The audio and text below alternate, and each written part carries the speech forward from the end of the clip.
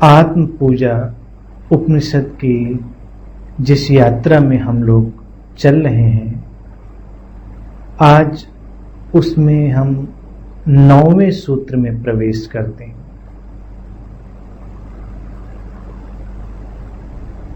ये सूत्र है चिदाप्तिः पुष्पम, अर्थात चेतना से भरा हुआ होना ही पूजा के लिए पुष्प है।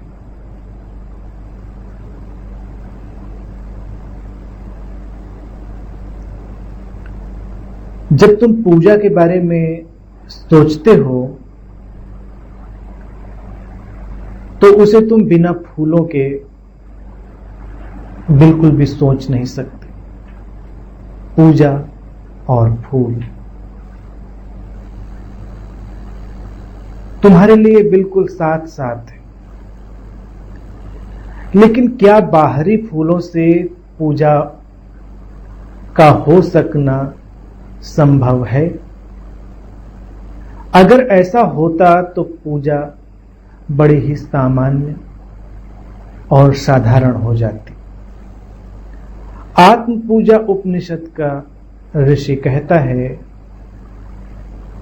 बाहर का कोई फूल इस पूजा में काम नहीं आने वाला। जब तुम उस परमात्म चेतना से एकाकार होना चाह रहे हो, उससे जुड़ना चाह रहे हो, तब तुम्हें स्वयं ही पुष्प बनना होगा, तुम्हें स्वयं ही एक फूल की तरह बनना होगा। और स्वयं का फूल बनना होता है अपने आप को चेतना से भरने से, अर्थात अपने को और सजगता से भरने से, अपने जीवन के हर क्षण को पूरी तरह जागरूकता के प्रकाश में डुबो देने से।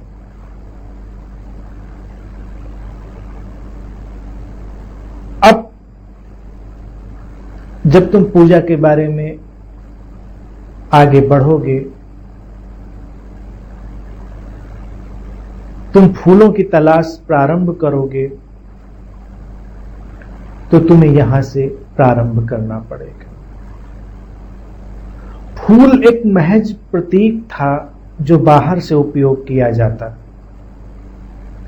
बाहर की कोई भी चीज इतनी उपयोगी नहीं हो सकती है, क्योंकि वो तो है ही। तुमने उसमें नया क्या किया? बल्कि देखा जाए तुमने वृक्षों को थोड़ा नुकसान ही पहुंचाया। तुमने कुछ फूल तोड़े, वो अपनी डाल पर, अपनी गरिमा में, अपने सौंदर्य में बहुत अच्छे थे, लेकिन वहां से अलग करके जब तुमने उन्हें पूजा में उपयोग किया तो फूलों का कोई बहुत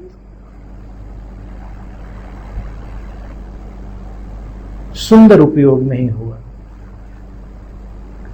और फिर ये बात तो बड़ी मामूली सी थी कि तुम यहां का फूल उठाकर वहां रख दो, यहां से फूल उधर कर लो। अच्छा लगता है फूलों का साथ होना। तुम उपहार में भी एक दूसरे को फूल दे लेते हो, पुष्प दे लेते हो, अच्छा लगता है। लेकिन अध्यात्म के जगत में महज अच्छा लगना ही पर्याप्त नहीं होता। यहां पर वास्तविक की तलाश है, अध्यात्म सत्य की तलाश है, परमात्मा अर्थात सत्य। पूजा उसी परमात्मा के लिए, उसी सत्य के लिए है। तो फिर तुम्हें इस सजगता के, इस चेतना के तत्व पर काम करना होगा। फूल जिसे तुम बाहर देखते हो, जब उसे और गौर से देखोगे तो तुम्हें दिखाई देगा कि फूल महज फूल नहीं है, वो एक बीज की यात्रा है। एक बीज यात्रा करते करते आज इस खिलावट तक आ पहुंचा है। और तुम भी तो ऐसे ही हो, एक बीज जिसके अंदर संभावना छुपी है अंकुरित होने की, विकसित होने की, वृक्ष बनने की और फिर उसमें खिलावट होने की। सजगता है कि इस प्रक्रिया को कैसे विकसित किया जाए।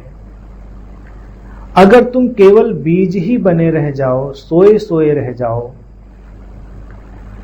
तो फिर पूजा कहां हुई। तुम्हारे बीज में अंकुर फूटे तो तुम पूजा की ओर बढ़े। तुम्हारे अंदर संभावनाओं की परतें खुलें तो तुम पूजा की ओर बढ़े, अन्यथा पूजा कहां हुई। तो सूत्र कहता है कि पहले तुम बीज की चिंता करो, फूल की नहीं। सीधे सीधे फूल की ओर छलांग लगा दोगे तो मुश्किल में पड़ जाओगे, तुम प्रक्रिया से वंचित हो जाओगे कि ये फूल एक प्रक्रिया है और प्रक्रिया प्रारंभ होती है पहले कदम के स्वीकार से और उसकी पहचान से। जैसे तुम्हारे पास कुछ बीज पड़े हों और तुम्हें ये ज्ञात हो कि ये बीज हैं, ये उग सकते हैं, तो तुम्हें बीज की पहचान हुई। और बीज पड़े हों और तुम्हें ये ज्ञात ही ना हो कि ये उग सकते हैं, तुम्हें उन बीजों का अनुभव ही ना हो, तो तुम्हारे लिए वो किसी पत्थर के टुकड़े से अधिक नहीं है, वो पड़े पड़े वहीं समाप्त हो जाएंगे। तो अपने बीज की पहचान होना, ये पहला कदम। और जब तुम ये पहचान पा लेते हो तब तुम्हें एक और पहचान आती है कि ये बीज होना है तो, लेकिन बड़ा नींद से भरा, सोया सोया। कभी कभी कोई करवट भीतर उठती है, कभी कभी भीतर कोई झलक आती है कि नहीं तुम ऐसे ही नहीं हो, कुछ और भी है तुम्हारे भीतर, लेकिन फिर तुम सो जाते हो। फिर तुम्हें लगता है कि नहीं, जीवन तो इतना ही है। जिसको बीज की पहचान आ जाती है उसको बीच बीच में ये करवट अनुभव में आती ही है, और जिसे बीज की अभी पहचान ही नहीं आई वो इस पर ध्यान ही नहीं देता कि तुम इन सीमाओं से अधिक भी कुछ हो या तुम केवल इतने सीमित ही हो। पूजा का तात्पर्य है कि तुम उस परमात्मा से अर्थात उस असीमित सत्ता से जुड़ने के लिए आगे बढ़ रहे हो। जुड़ने के लिए आगे बढ़ोगे तो तुम्हें उस असीमित जगत का कोई ना कोई अनुभव आना आवश्यक है। तुम्हारे अंदर ये भरोसा उतरना जरूरी है कि तुम्हारी सीमाओं से परे कुछ असीम का जगत है। अगर तुम्हें ये अनुभव नहीं आया कि असीम का जगत है, अनंत का कोई फैलाव है, तो तुम कैसे बढ़ोगे उस ओर। फिर तो तुम अपनी कल्पनाओं में हो अपने मानसिक प्रक्षेपणों में हो सकते हो और तुम्हारी पूजा तुम्हें निराश करने वाली हो सकती है। अधिकतर पूजा करने वाले लोग जो बाहरी तल से ही पूजा करते हैं बिना उसको जाने, अगर तुम बिना किसी असीमित अनुभव की झलक के पूजा में जाओगे तो तुम्हारी पूजा का जो बाहरी आयोजन है वो तुम्हें निराश कर देगा। एक दिन तुम निराश हो जाओगे। अधिकांशतः जो लोग उसको एक कर्मकांड की तरह से, एक अनजानी प्रक्रिया की तरह से लेते हैं, उनके मन में निराशा एक न एक दिन उतरती है। कुछ को जल्दी, कुछ को देर में। तुम्हें लगता है कि करते करते इतना वक्त हो गया, कुछ हुआ नहीं, क्योंकि कोई तुम्हें रोमांच नहीं था, तुम्हारे अंदर कोई अज्ञात का आमंत्रण नहीं था, उस पार की कोई झलक नहीं थी, कोई बुलावा नहीं था उस पार से, तो पूजा के लिए तुम आगे जाते भी कैसे? बीज की जब पहचान आती है कि तुम हो, लेकिन तुम्हारे अंदर शायद कोई और संभावना भी छुपी है, तो तुम्हें अज्ञात बुलाने लगता है। तुम्हारे पास अनंत का आमंत्रण आने लगता है। अब तुम चलते हो, अब तुम्हारे अंदर एक रोमांच होता है, अब तुम्हारे अंदर एक स्पंदन होता है, तुम्हारे अंदर एक जोश होता है, एक प्रसन्नता होती है। प्रसन्नता और खिलावट एक साथ है। फूल खिले हैं जैसे वृक्ष की प्रसन्नता वहां पर घनीभूत हो गई है, कंडेंस हो गई है उसकी प्रसन्नता। ऐसे ही जब मनुष्य प्रसन्नता से भरता है तो खिला खिला सा हो जाता है। चेतना से भरना तुम्हें प्रसन्नता से भरता है और प्रसन्न होकर तुम चेतना से भर जाते हो। ऐसा दोनों को अलग अलग कर पाना कभी संभव नहीं होगा। अगर तुम सोए हो, मूर्छित हो, तुम जागे हुए नहीं हो, तुम दुखी होगे, तुम प्रसन्न नहीं हो पाओगे। तुम जागोगे, एक क्षण के लिए भी जागोगे, तुम्हें प्रसन्नता की एक लहर पकड़ लेगी और तुम्हारे अंदर खिलावट प्रवेश कर जाएगी। तुम्हें लगेगा कि जैसे कुछ भीतर खिला है। ये कल्पना मात्र नहीं रहती, ये वास्तविकता भी बनने लगती कि कुछ खिल रहा है भीतर। तो सूत्र कहता है कि यही खिलावट तुम्हें पुष्प बनाने की ओर ले जाएगी। तो तुम देखो कि तुम कहां कहां जाग सकते हो, तुम कैसे जाग सकते हो। अभी मनुष्य का जो होना है उसमें वो बस 1% जागा हुआ है, बाकी 99% सोया हुआ है। और जब तुम 1% जागे हो तो जीवन के 1% हिस्से में ही जीते हो, 99% जीवन बेकार चला जाता, यूं ही चला जाता है। फिर तुम जैसे जैसे जागना प्रारंभ करोगे तुम्हारे जीने का दायरा बढ़ेगा, तुम धीरे धीरे जीवन के और बड़े हिस्से में जीवित हो पाओगे। जिसके भीतर जितनी सजगता उतरती है, सजगता तुम्हें वर्तमान में लाने का एक ढंग भी है। अर्थात जब तुम ना अतीत में हो ना भविष्य में हो, तुम ठीक अभी और यहीं हो, तुम जागे हुए हो। और तब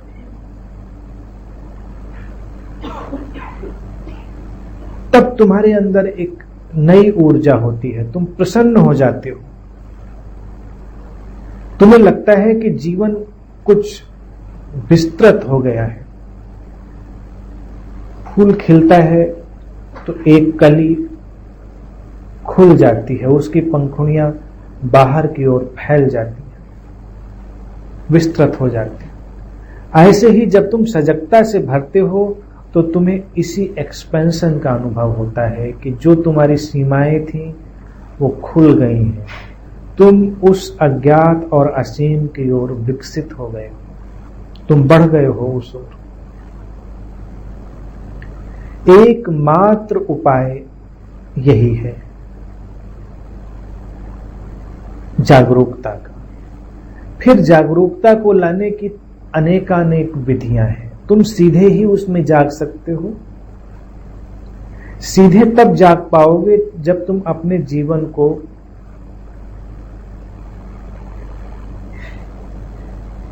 तर्क वितर्कों से संचालित नहीं करोगे। तुम जैसे हो उसको केवल अपनी दृष्टि में लाओगे, न कि तुम ये सोचोगे कि तुम ऐसे क्यों हो।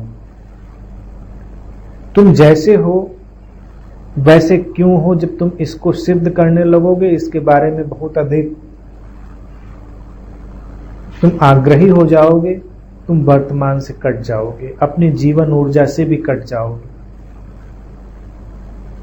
आमतौर से व्यक्ति यही करता है। हर व्यक्ति करीब करीब ऐसे जी रहा है जैसे उसके आसपास इतना भय है कि उसे अपने आप को सिद्ध करना ही है। एक साधक जब चेतना से भरता है तो कई बार बेपरवाह हो जाता है, उसे कुछ सिद्ध करने की आवश्यकता ही नहीं।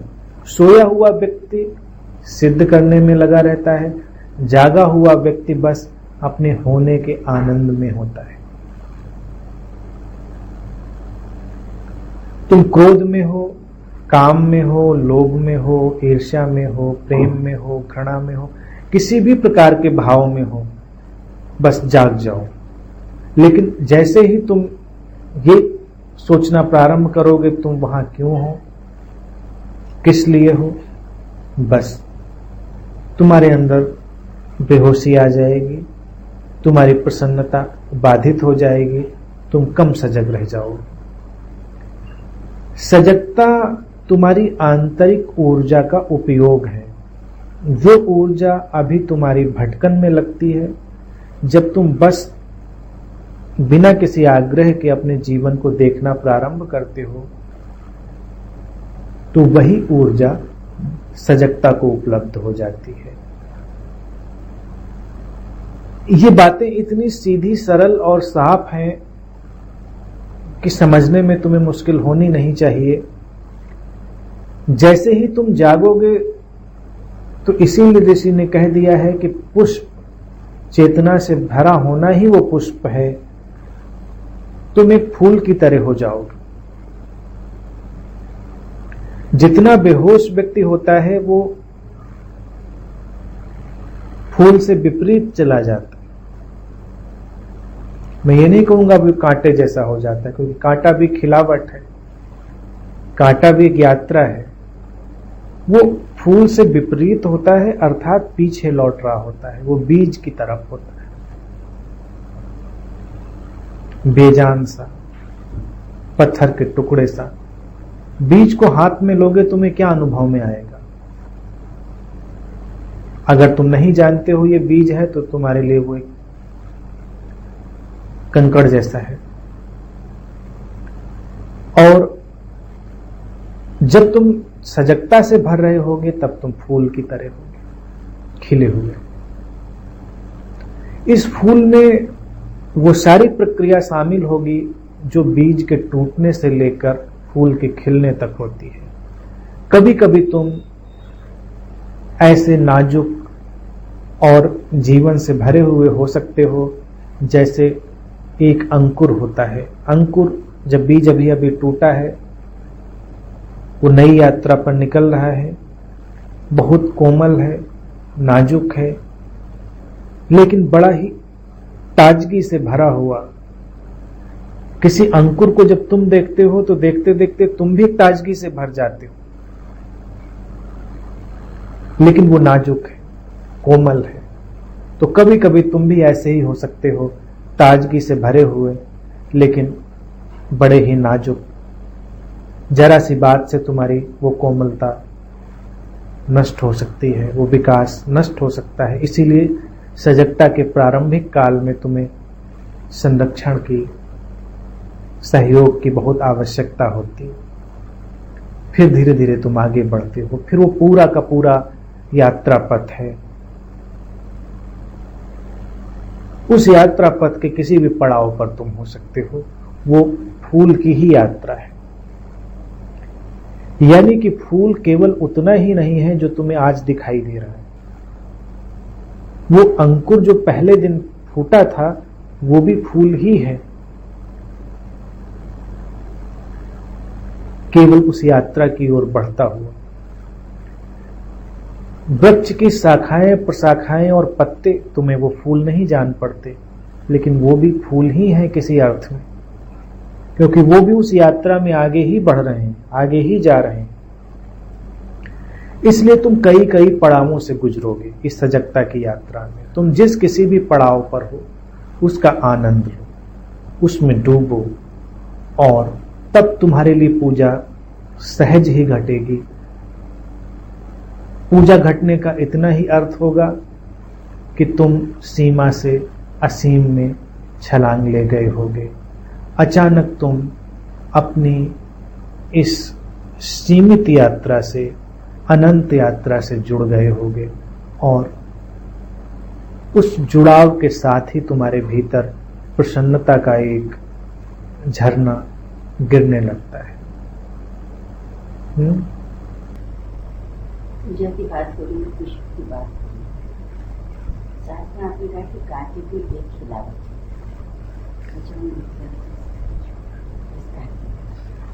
क्योंकि कांटे भी पहले नहीं आते ना, कांटे भी आते आते आते हैं। पहले फूल आया या कांटे? अब ये तो दोनों से पूछना पड़ेगा।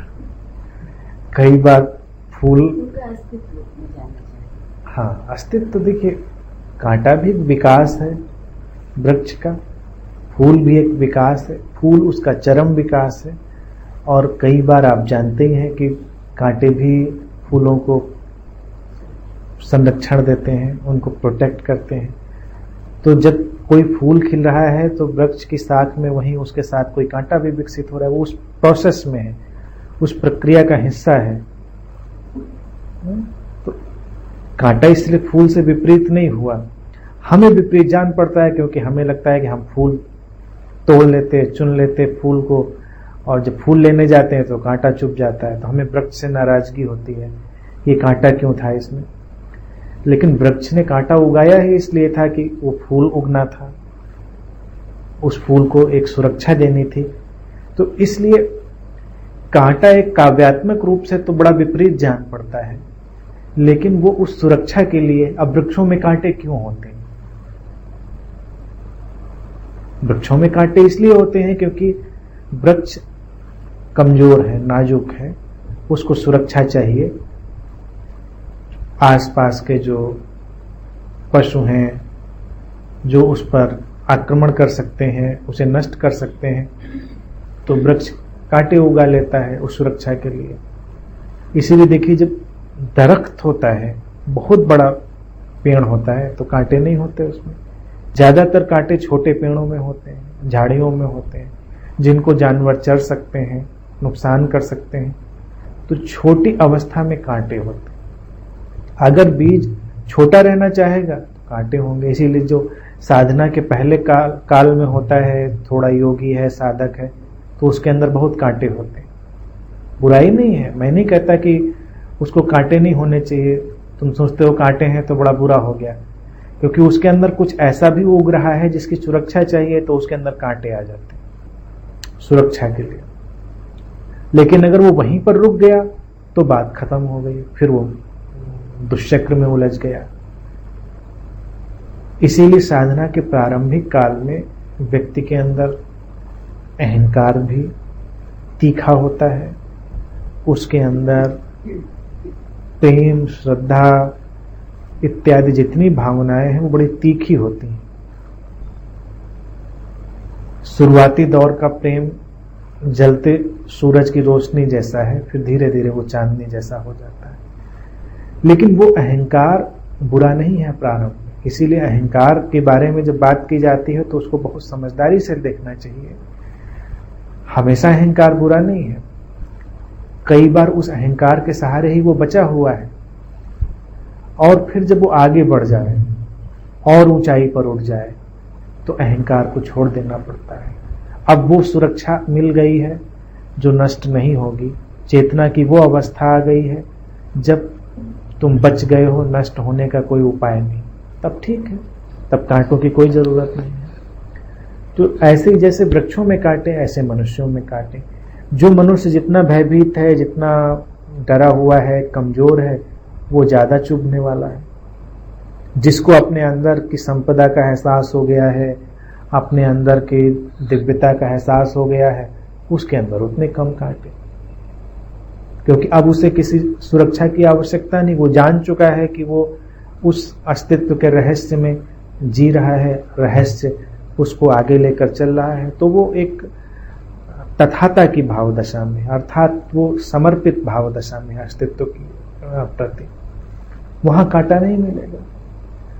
लेकिन जिसको अभी यह एहसास नहीं हुआ है, उसके भीतर अभी थोड़े थोड़े कांटे होंगे। तो कांटों से कोई दुश्मनी नहीं। कांटे कोई बहुत खराब चीज नहीं।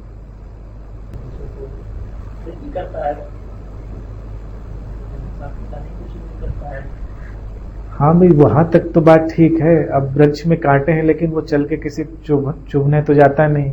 आप गए तो आपको चुभ जाएगा।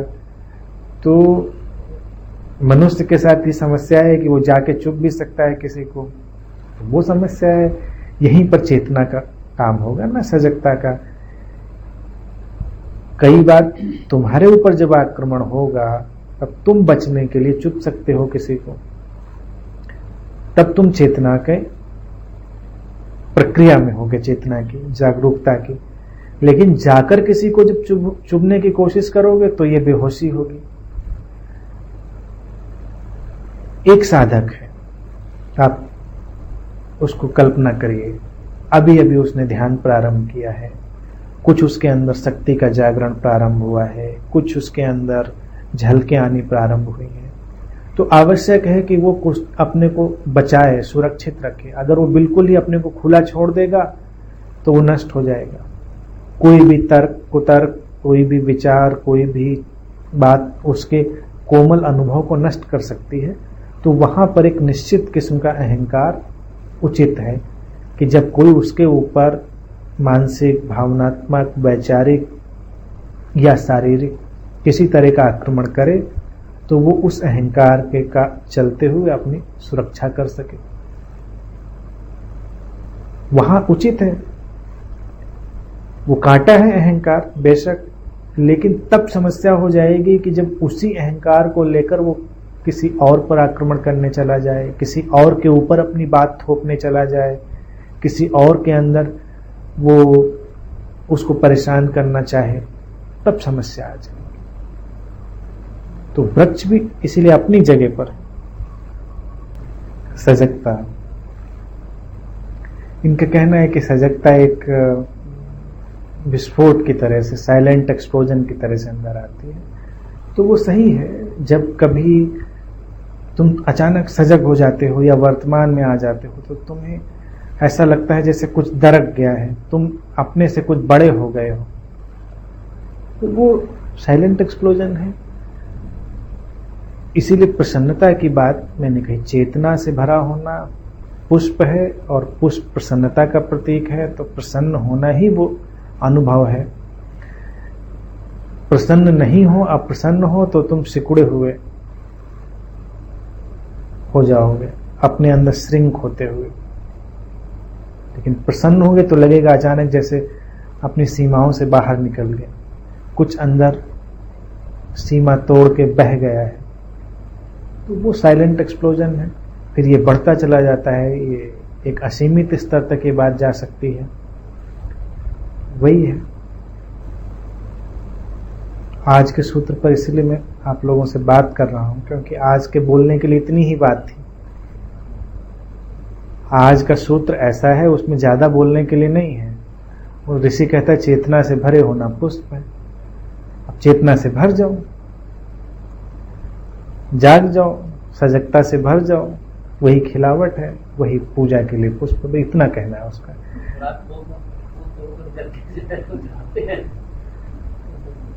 वो देखिए सोए हुए लोग हैं, सोए हुए लोग वो सब करते हैं।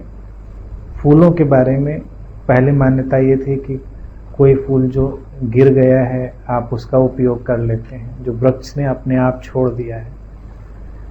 दूसरा प्रयोग ये कर सकते हैं कि कभी किसी फूल से आप प्रार्थना कर सकते हैं, उससे विनय कर सकते हैं कि क्या तुम मेरी पूजा में सहभागी होना चाहोगे।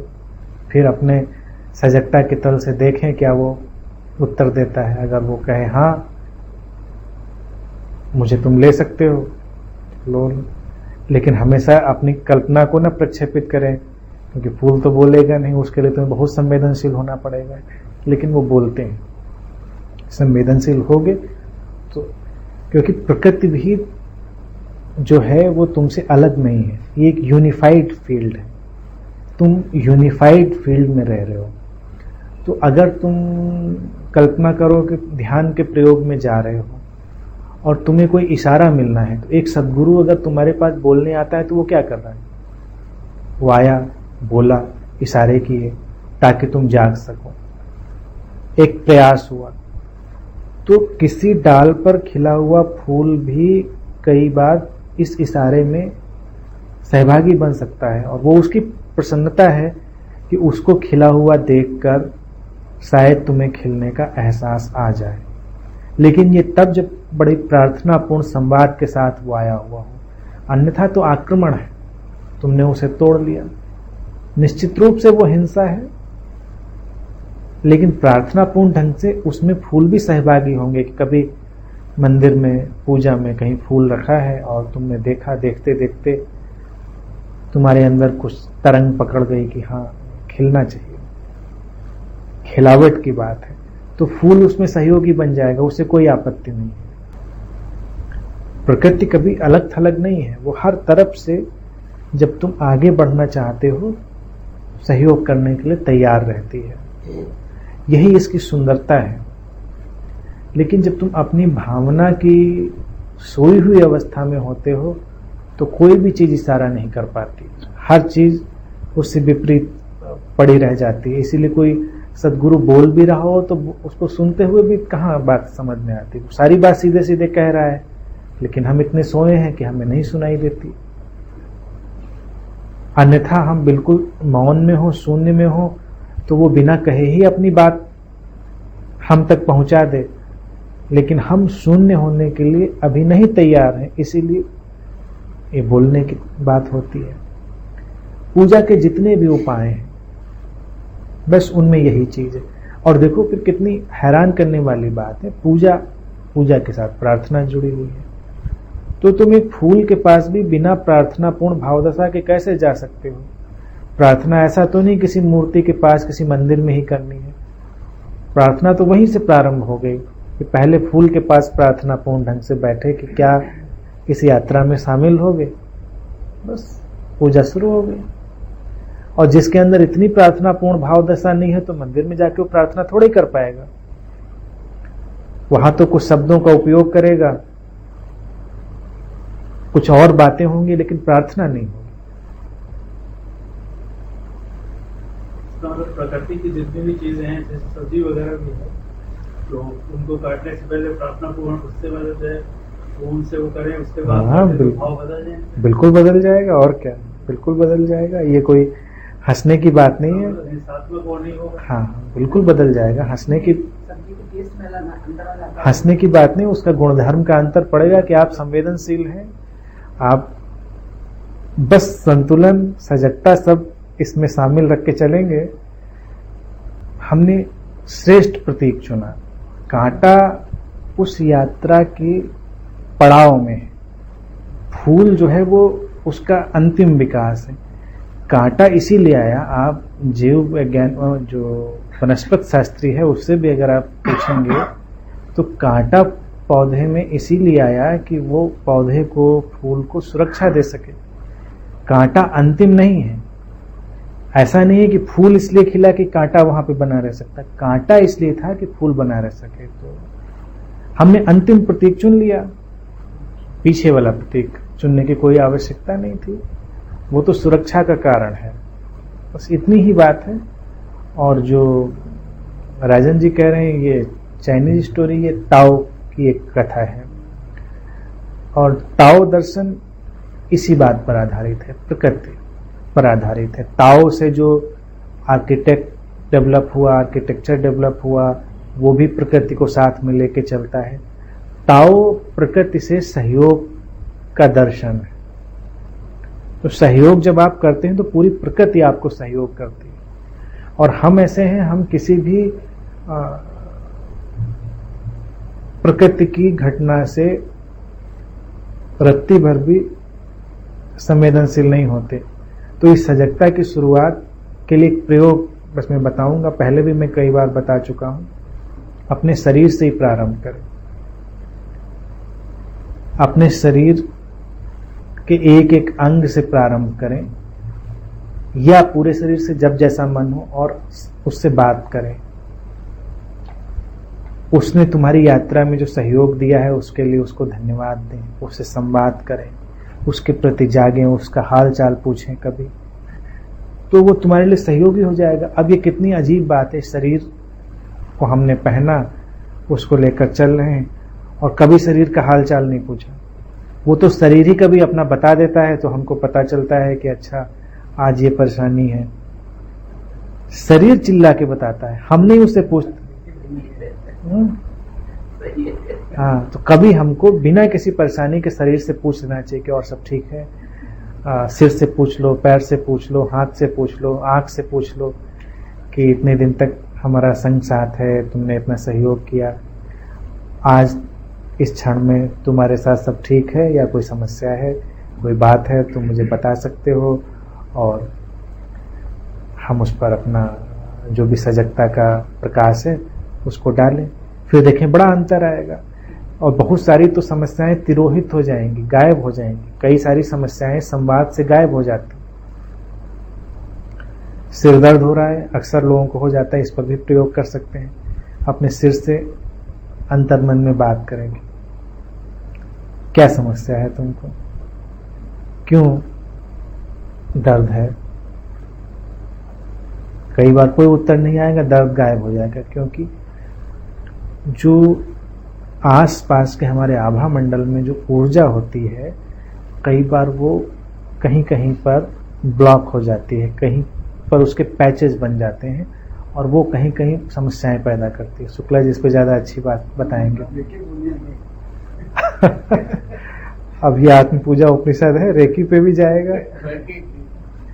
तो जब वहां पर ऊर्जा के पैचेस बन गए तो उसका फ्लो ठीक नहीं रह गया। जैसे ही आपने पूछा, उसकी अपनी ओन इंटरनल विजडम वर्क करती है और वो पैच है डिसॉल्व हो जाता है, वो चीज खत्म हो जाती है। ऐसे पूछने का अंतर पड़ता है। जैसे कोई व्यक्ति बड़ा गुमसुम सा था, बस आपने उससे पूछ लिया हाल चाल उसका कैसे हो, ठीक हो, उसे कंधे पे हाथ रख लिया, वो थोड़ा प्रसन्न हो जाता है। तो किसी ने हाल चाल पूछा। और कुछ लोग इसलिए गुमसुम हो जाते हैं क्योंकि उनका कोई हाल चाल नहीं पूछता, वाइस वर्सा होता है। कुछ लोग इसलिए बीमार भी पड़ जाते हैं क्योंकि लोग उनको आसपास ऐसे लोग कम हो जाते हैं जो उनका हाल चाल पूछें, उन पर ध्यान दें, अटेंशन दें। Lack of attention becomes illness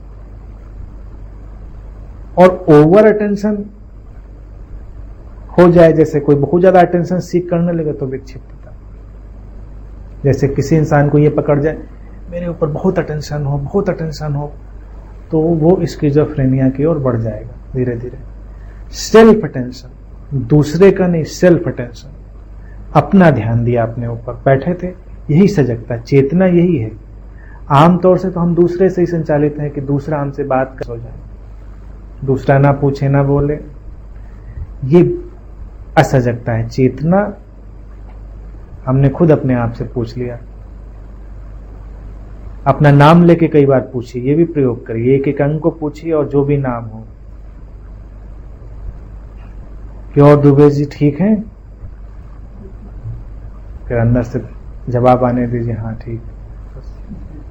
किसी दूसरे को पूछने के इंतजार क्यों करिए, कभी खड़े होइए।